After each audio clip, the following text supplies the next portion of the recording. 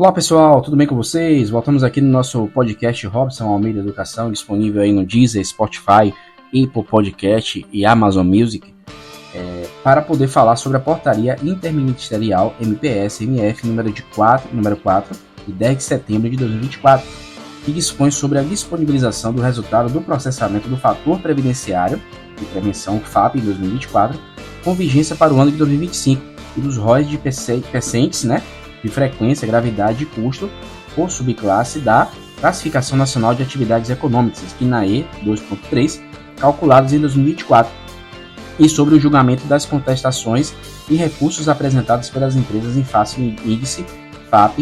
a esta institulada atribuída. Só para poder pontuar antes de começar a falar sobre a portaria, que o FAP como todos sabemos, é um índice que é calculado para, de certa forma, penalizar as empresas mediante a não adotar talvez medidas cabíveis aí para, por exemplo, controle dos acidentes de trabalho que venham a ocorrer, entre outras situações, E aí esse fator ele é disponibilizado todo ano no mês de setembro, no dia 30, para que as empresas utilizem no próximo ano para o cálculo dos encargos que gerem aí a folha de pagamento. Então, por exemplo, uma empresa sem desoneração vai ter os 20%, empresa terá o FAP ajustado, que será o que foi adotado de fator previdenciário FAP no ano anterior, com mais a classe que está titulada na empresa para a multiplicação desse custo, que é de 1 a 3, e a terceiros, no caso. E aí,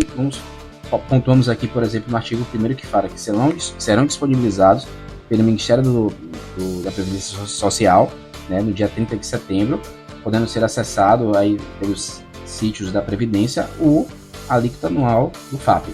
Os ROIs de percentes de frequência, gravidade e custo por subclasse da Classificação Nacional de Atividades Econômicas, que é a CNAE, calculados em 2024, considerando informações dos bancos de dados da Previdência Social relativas aos anos de 2022 e 2023. Fator previdenciário de prevenção, FAP, calculado em 24, e vigente para o ano de 2025, juntamente com as respectivas ordens de frequência de gravidade, custos e demais elementos que possibilitem ao estabelecimento, CNPJ completo, verificar o respectivo desempenho dentro da sua subclasse do CNAE. Parágrafo único fala: o valor do FAP de todos os estabelecimentos CNPJ completo, juntamente com as respectivas ordens de frequência, gravidade, custo e demais elementos que compuserem o processo de cálculo, serão de conhecimento restrito do estabelecimento mediante acesso por senha pessoal. Artigo 2º fala: o FAP atribuído ao estabelecimento, CNPJ completo, pelo Ministério da Previdência Social poderá ser contestado perante o Conselho de Recursos da Previdência Social, exclusivamente por meio eletrônico através de formulário que será disponibilizado nos sítios da Previdência Social e da Receita Federal. A contestação de que trata o CAPT deverá versar exclusivamente sobre razões relativas às divergências quanto aos elementos que compõem o cálculo do FAP. Os elementos que compõem o cálculo do FAP contestados deverão ser devidamente identificados, conforme incisos abaixo, sob pena de não conhecimento da contestação. E aí vem, por exemplo, que é de comunicação de acidentes de trabalho, seleção das CATs relacionadas para a contestação, seleção dos benefícios relacionados à contestação, massa salarial, seleção das competências do período base, inclusive o 13º informado no valor da massa salarial, dentro do campo remuneração, GFIP social, que o estabelecimento CNPJ completo considera correto ter declarado em GFIP social para cada competência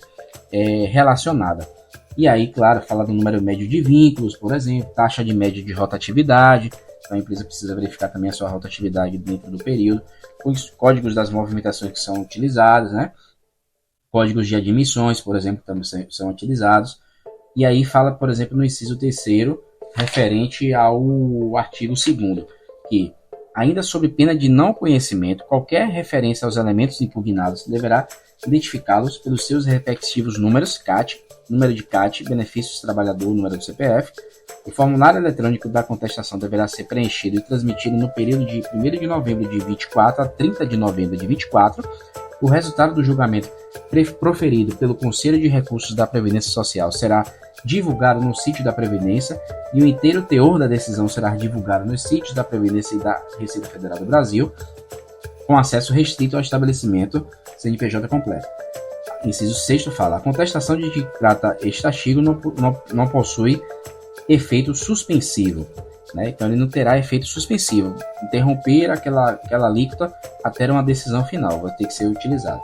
Da decisão proferida pelo Conselho dos Recursos da Previdência Social, caberá recurso exclusivamente por meio eletrônico, no prazo de 30 dias, contado da data da publicação do resultado